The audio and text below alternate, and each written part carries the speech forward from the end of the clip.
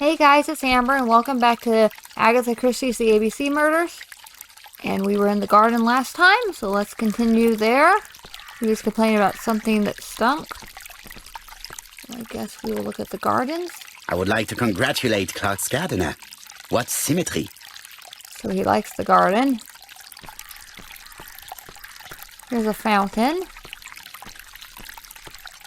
It's actually a really cute garden. This fountain makes a very relaxing sound. And so they have nice little benches there for you to sit on. Maybe the smell is coming from this wheelbarrow? It's the only thing I can think of.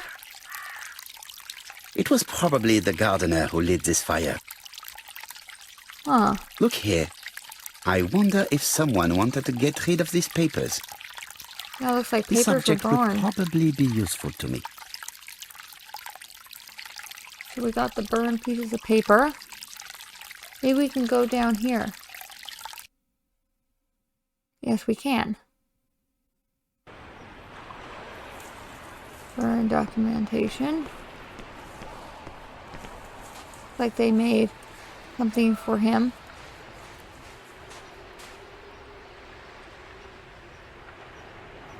May you have peace, Carmichael.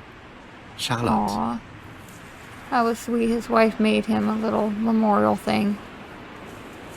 Let's see what it says. Inspect the mansion's surroundings. So that's what I've been doing.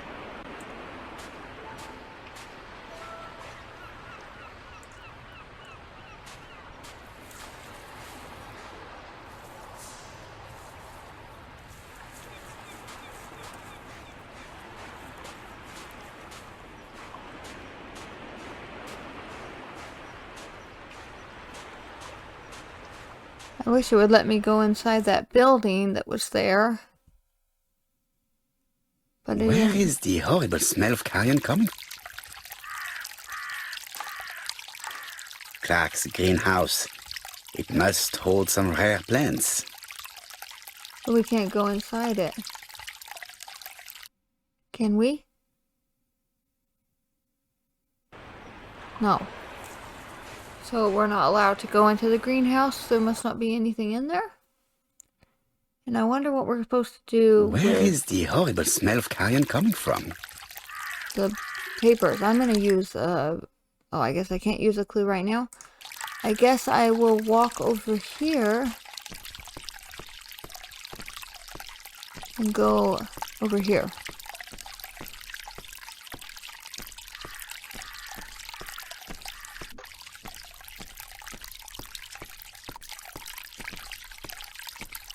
This wisteria is in full bloom. Guess we'll go over here.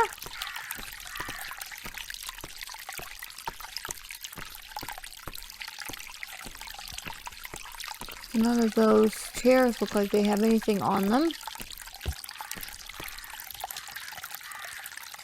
That's not showing anything. I'm gonna check the patio.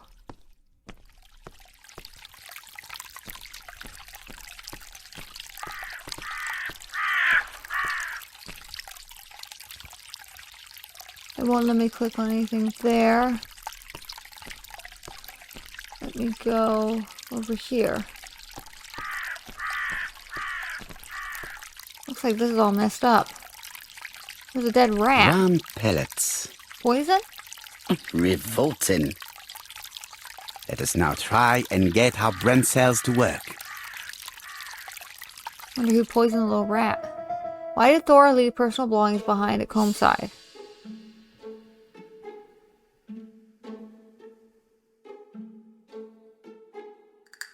Thor left a letter behind. Thor Gray stayed behind and settled Sir Carmichael's affairs.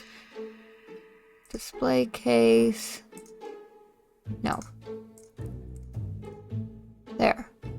Thor does not want to be accused of theft. That's why she left it. Everything that Thor Grey has left behind comes from Sir Carmichael's collection. He most probably gave them to her. But she chose to leave them here rather than run the risk of being accused of theft. It is understandable when you know just how much Lady Clark mistrusted her. That's true. Let us now try and get our brain cells to work. So we still have to figure out some more stuff. Is Thor a poisoner? There was a poison rat at the scene of the crime. Thor had ordered rat poison. Lady Clark thinks Lord Crowley tried to poison her. No. Let's see here.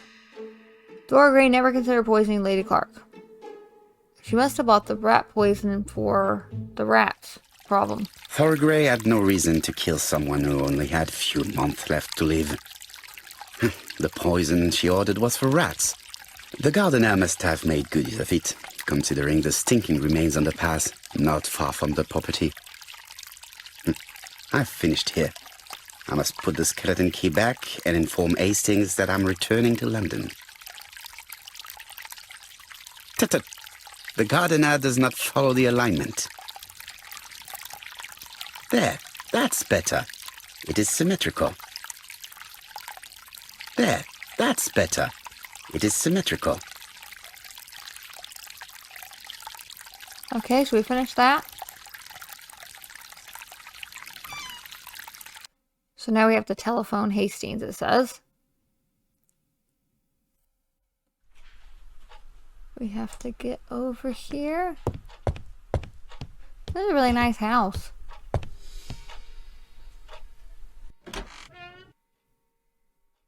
Let's telephone Hastings. I must put the skeleton key back and inform Hastings that I'm returning to London. Oh, the skeleton key goes right in here. April 19. Wasn't the skeleton go here? Yep. Perfect. Nothing else is keeping me here. Now we can call Hastings. So let's get over to the phone. Hello, Hastings? I have finished in Sherstone. I will take the first train. Tell me, do you know how to restore writing on a burned document? Yes, you just have to soak a cloth with a hydrochloric acid solution and rub the sheet of paper. Then the characters appear. Bien. You have been of great assistance, Hastings. Could you please order the solution as soon as possible? Of course, but what documents do you want to read?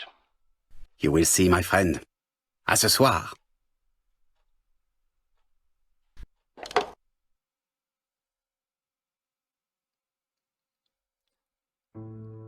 I wonder why the document was being burned, what it had to hide. Donald Fraser is here. He insisted on waiting to see you. Wonder what he wants. Talk to Donald Fraser. Let's observe him first. This man is tired.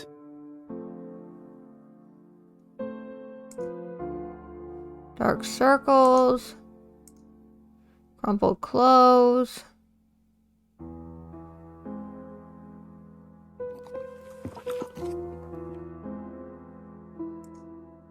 Unshaven. Donald is short of sleep, and it looks as if he didn't even bother to undress before going to bed.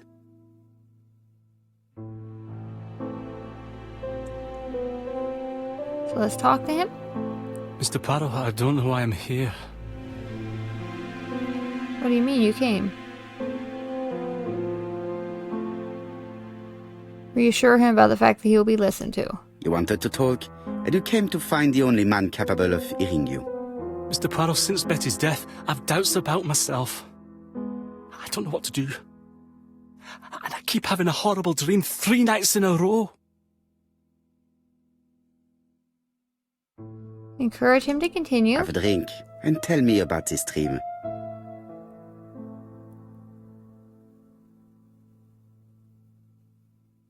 It's always the same. I'm on the beach with Betty. I grab her round the throat, and I squeeze, and squeeze until she's dead.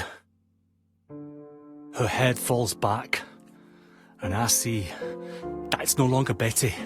It's Megan's face. Have you seen Megan Barnard recently? Yes, our grief has brought us together. I never really knew her before. She's really quite a remarkable girl.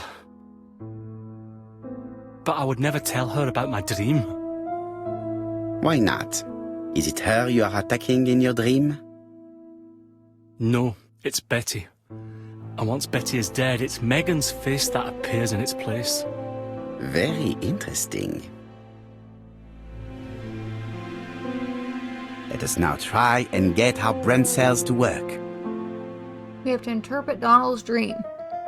How should Donald's dream be interpreted? Donald was very much in love with Betty. Donald does not kill Megan in his dream.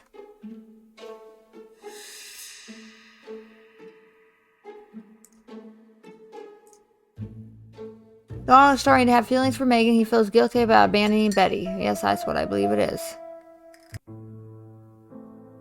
Mr. Fraser, I think that the real meaning of this dream is that you are in love with Megan Barnard. Please go on. Do. This dream certainly betrays your guilt. Oh. But what do you feel guilty about? Having killed your fiancé? Possible. Or forgetting her very quickly for her sister? Certainly. And this forgetting is perceived as a second death. So you don't really think I was the one who killed Betty? I do not exclude this theory. I am simply saying that I do not need to know that fact to explain your dream and your guilt. Thank you for being frank, Mr. Poirot. You've helped me a great deal. I'm going back to Bexhill. I'll not take any more of your time up. It is late, Mr. Fraser, and you are tired. I'll sleep on the train. I like trains. It's easy to sleep rocked by the sound of the wheels. Poor boy, he seems completely lost. Well, women seem to like him. I think Megan will take care of him. Oh, I remember. Did you order the product I needed? Yes, we'll be receiving it tomorrow. Bien, it is late, and I asked Miss Gray to come tomorrow morning. I have a few questions I wish to ask her.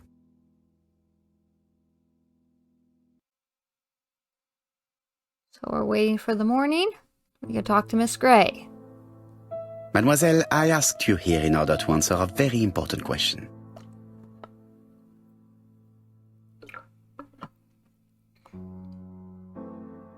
Remind her that she did not see anybody on the day of the murder. Am I right in thinking you said that you did not speak to anyone on the day Sir Carmichael was murdered? It's the absolute truth. Yet, Lady Clark maintained that she saw you talking to a stranger on the front doorstep. Really? She must have been mistaken. Oh, I remember now. I'd forgotten all about it, but it wasn't important. It was just a salesman. One of those traders who sell stockings from door to door. Can you describe him to me? Medium size, glasses, dark suit, and a felt hat. Not the sort of man you notice. Completely harmless. That's why I forgot all about him. Nothing else? He was very hesitant and shy. Usually door-to-door salesmen are very confident, but he wasn't.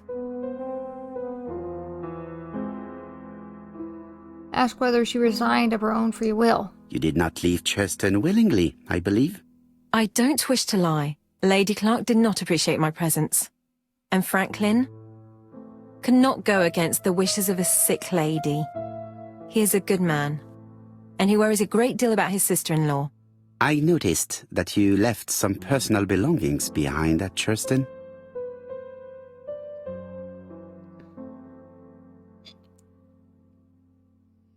Ask if she will return to Churston, or ask if she will collect the objects.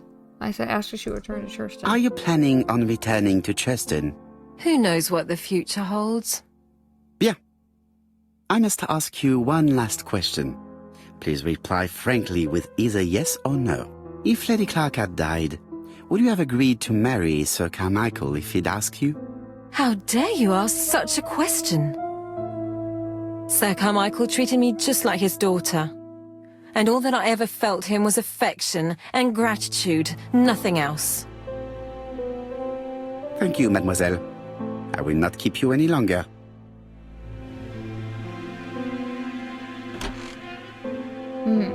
I met Thora Grey on the stairs. Her cheeks were ablaze, and she appeared to be deeply hurt. Poirot, have you offended the poor girl again? Do you have good reasons for accusing her? I accused her of nothing, Hastings. I simply asked her an important question she did not answer. Let us see if we can answer it for her. Let us now try and get our brain cells to work. Would Thor have married Sir Carmichael if he had lived? Thora Grey stayed behind to settle Sir Carmichael's affairs. Sir Carmichael was close to Thora Grey. Offered her a brooch. Thora likes Franklin. She's evasive.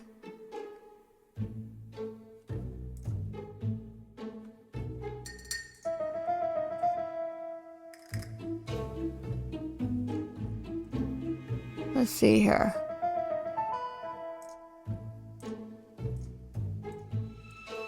Trying to see.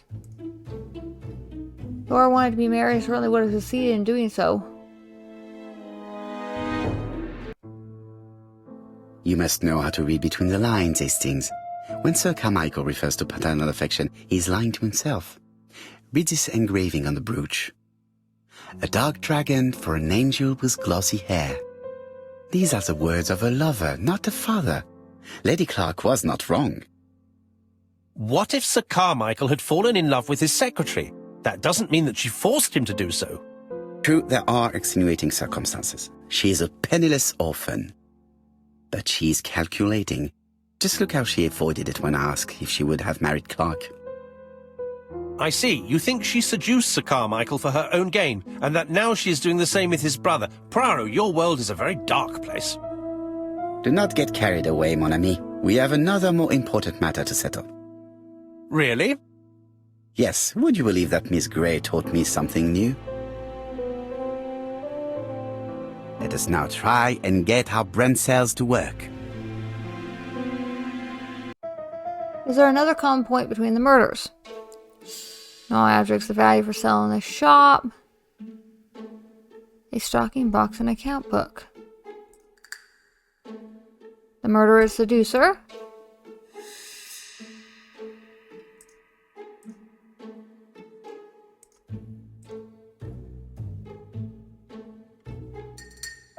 Stockings.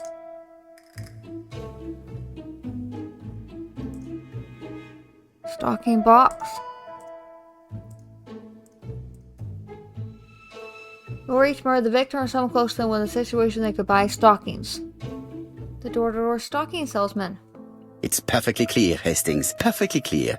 Indeed, a stocking seller visited Andover, Bexhill, and Churston on the day of each murder. We have our suspect. This should be of interest to Jap.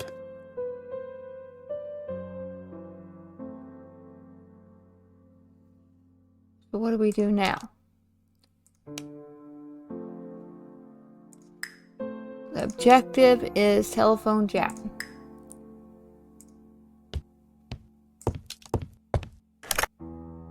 Chief Inspector, we are looking for a stocking salesman. I see you have a suspect. Yes. Contact all the stocking wholesalers who may employ him. Your suspect is a salesman? No, he does not take orders. He sells door to door. Right. The hunt is on. Let's see what happens after the Jap is looking for the suspect.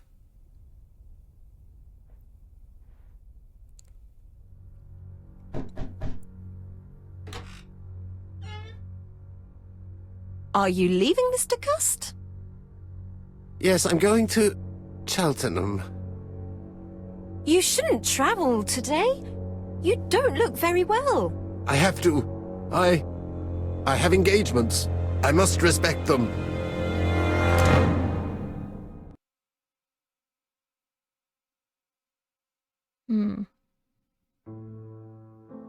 Can you get the post, Hastings? And why don't you go and get it yourself? Très bien. What's going on? I've never known Hastings to be so disagreeable. Go and collect the post is our new objective.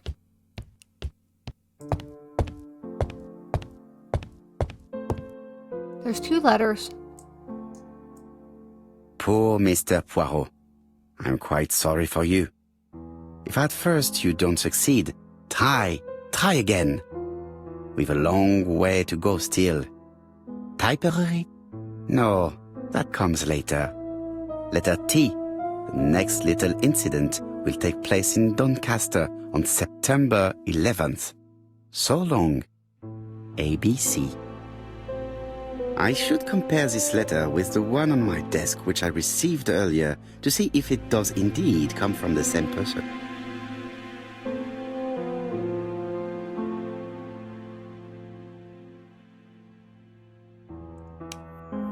Compare the new letter with the other letters from the ABC. It is not the right time. Okay. So we'll go. Mon ami, it is a pleasure to be working with you again. I have missed you these past few years.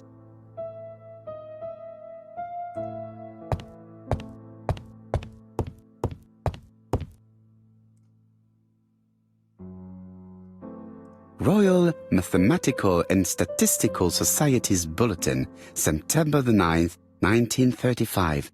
The Alphabet Murder, a methodical madman. It's highly probable that the alphabet murderer will kill again. Could we possibly estimate the number of victims in his next crime? Yes, and it is easy. As soon as we know the ratio of towns, cities and villages whose names begin with a D and the ratio of English people whose names are spelled the same. On the one hand, the ratio of towns, cities and villages in England with a name starting with D, and on the other hand, the ratio of English people with a name also starting with D. After this initial calculation, it is easy to deduce the likelihood of actually being murdered if you belong to the target population. Go to the last page to find our results and details on the calculations.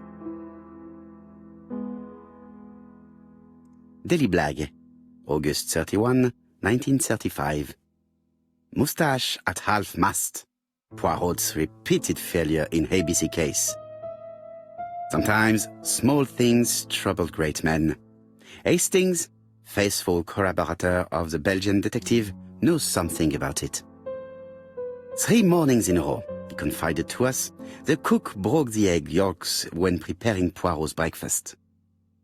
This apparently casual event has greatly disturbed my friend, to the point it breaks his concentration and slows his judgment. I also noticed his mustache, of which he is so proud, being duller than usual. Poirot, I assure you I haven't said any such thing to the journalists. They twist everything.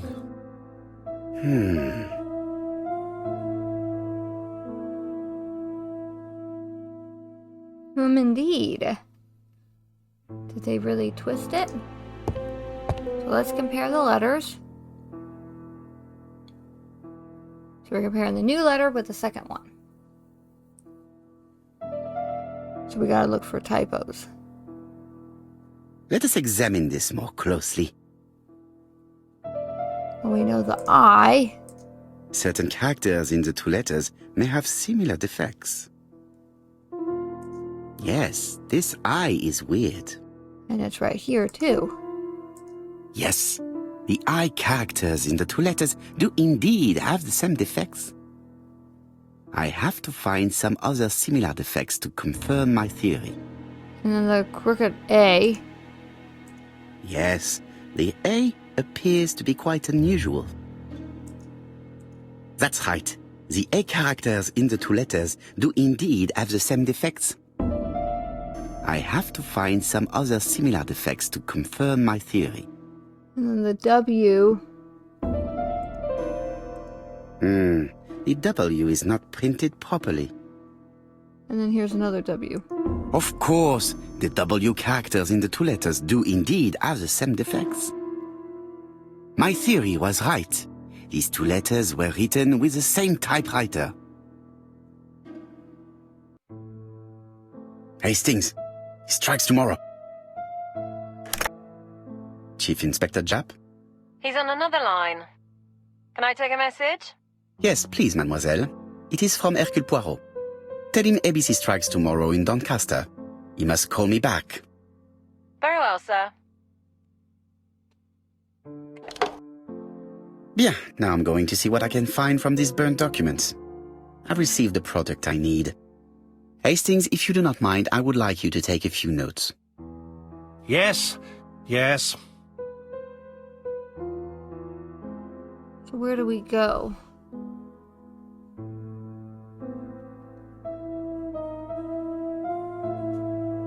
Cipher. The burned documents.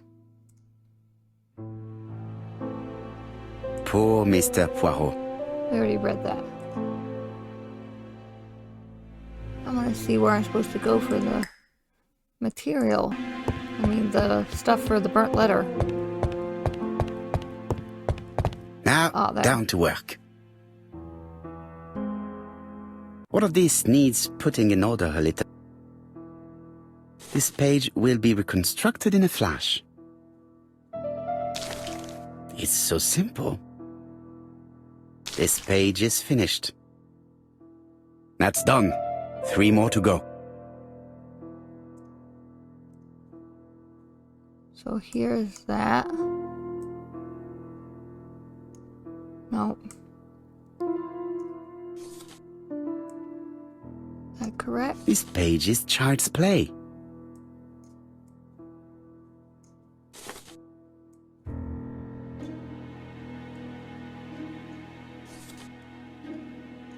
This page is finished. We finished with that page. And that's 2 done. It's easier than I thought. And then we gotta do this one. Maybe it goes here? No. That doesn't go there? What would be... Maybe it goes down here. Or maybe this. Oh, I have to attach these up here. This does not look too difficult.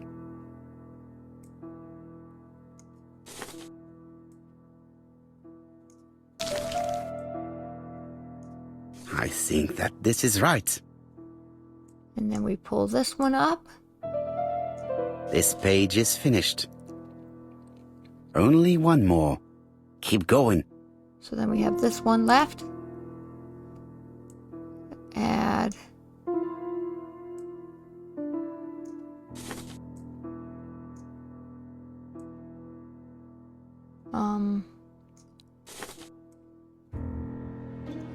This page is child's play.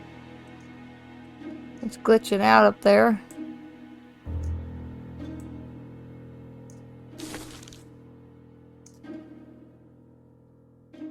I want to go here.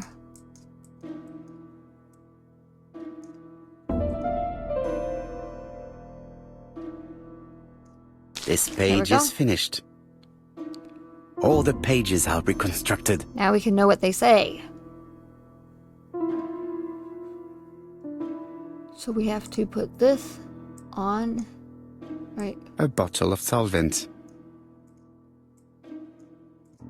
A dry cloth. A dry cloth. I know I'm trying to.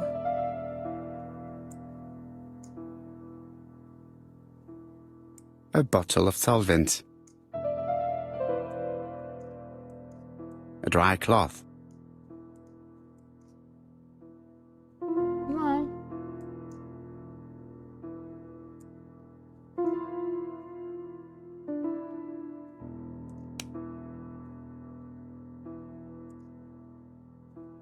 It won't let me. A dry cloth. A bottle of solvent. A dry cloth.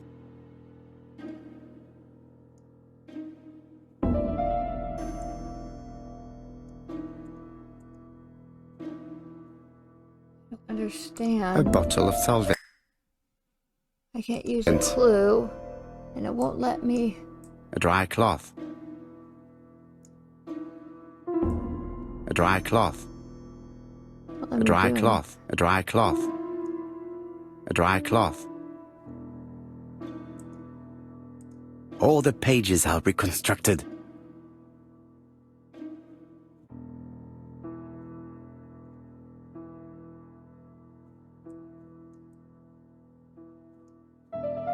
A bottle of solvent.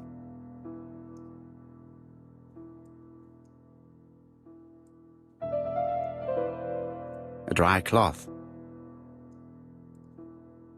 A bottle of solvent. Well, what am I supposed to do? A dry cloth. A bottle of solvent. I know. A dry cloth. Let's try to figure this puzzle out. Okay. It let me finally... The cloth is I had to now use a soaked hint. with solvent. So now we should be able to take the... There we go.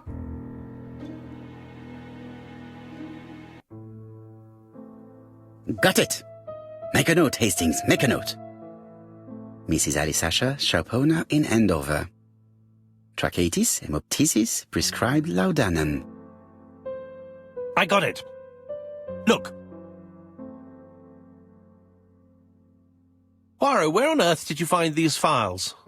On a fire at the bottom of the garden at Campside. All right, but where did the person who burned them find them?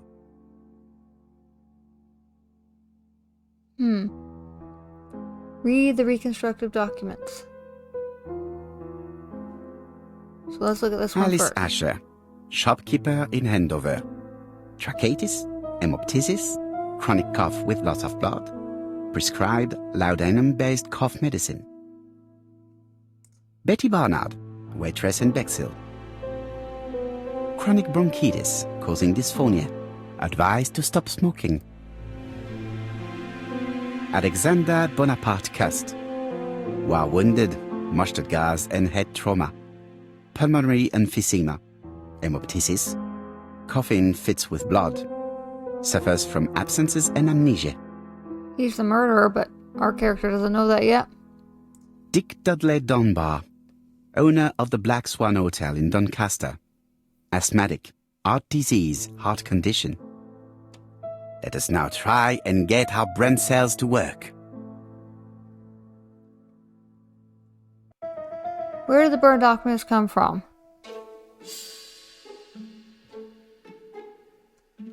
Door-to-door salesman. Consulted recently.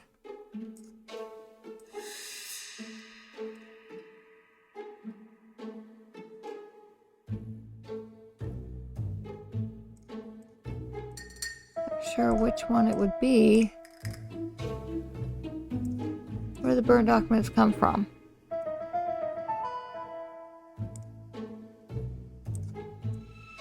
There we go. The documents come from Dr. Clark's patient records.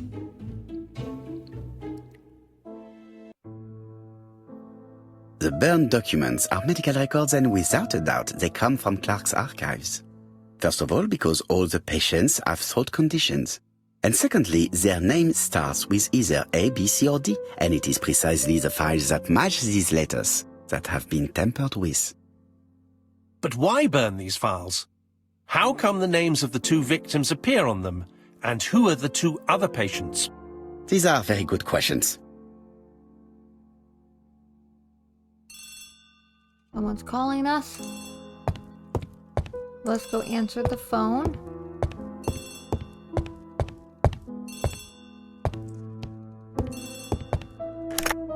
Hello, Poirot? Any news, Chief Inspector? You wanted a stocking seller? We have one. Reported by his landlady, who thought he was behaving suspiciously. He has the most unbelievable name. Alexander Bonaparte Cust. Alexander Bonaparte Cust. Yes, Alexander Bonaparte Cust. How did you guess? Poirot, you have magical powers. It's a serious lead. I called Doncaster. A person matching Cuss' description has been seen at the station.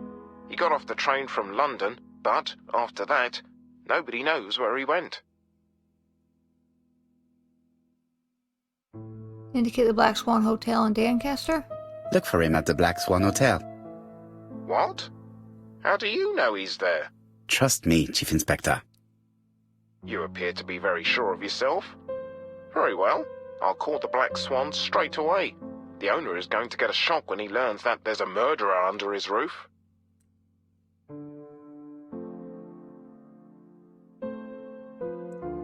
Chief Inspector, I would rather call myself. As you wish. Please go ahead.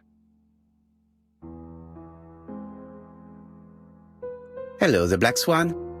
Hercule Poirot here. May I speak to the owner? Speaking. Dick Dudley Dunbar. How can I help you?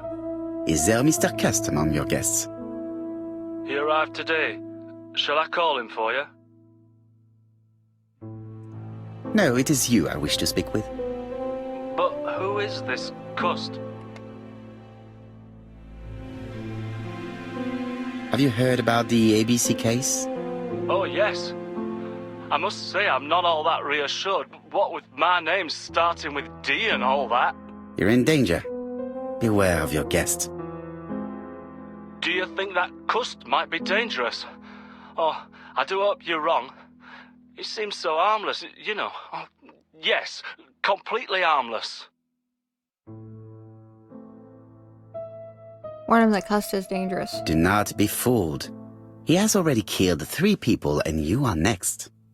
A murderer? Under my roof? Good God! Dunbar, can you hear me? Dunbar! Hello? Dunbar has had malaise. That's all we needed. I'm calling the Doncaster police. I hope they get there quickly. Hello, Poirot. We have some good news. The police in Doncaster have caught our man at the Black Swan Hotel. They're sending him here by train. How is the hotel owner? He had a heart attack. He was taken to the hospital. Oh no. It is my fault. When I told him the killer was at his hotel, I should have been more considerate. Come on, Poirot. You weren't to know he had a weak heart. But I should have known. I saw his medical records. Do not torture yourself, Poirot. His attack was not fatal thanks to the quick intervention of the ambulance team. Please keep me informed on his progress. You can count on me. I'll do what's needed. I will visit him at his bedside when the murderer is caught. That's typical of you, Poirot. We should focus on the next part of the investigation in order to avoid other incidents. No, of course. While we're waiting to question Cust, we could search his room in London. Where does he live? The Marbury Guest House. I'll see you there. Yes, but start without me. First of all, I have to sort out a few details for Cust's transfer. I understand. À bientôt. Hastings, we are making good progress. Please go and search the room of our number 1 suspect. With pleasure. I did have a dentist appointment, but I'll cancel. The dentist. So that is why you are so nervous and bad-tempered. A visit to the dentist is never an enjoyable prospect. But an unavoidable one. Go to your appointment, Hastings. I will manage on my own. So we're gonna go investigate his apartment. To Marbury Guest House, please.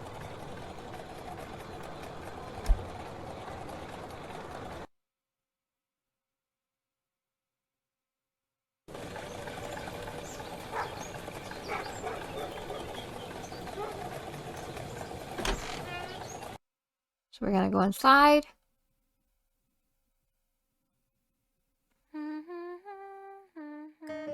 That's gonna be it for this part. Thank you guys for watching. Please like, subscribe, and comment, and I'll be posting another part tomorrow. Hope you guys have a great day, and I'll see you guys next time.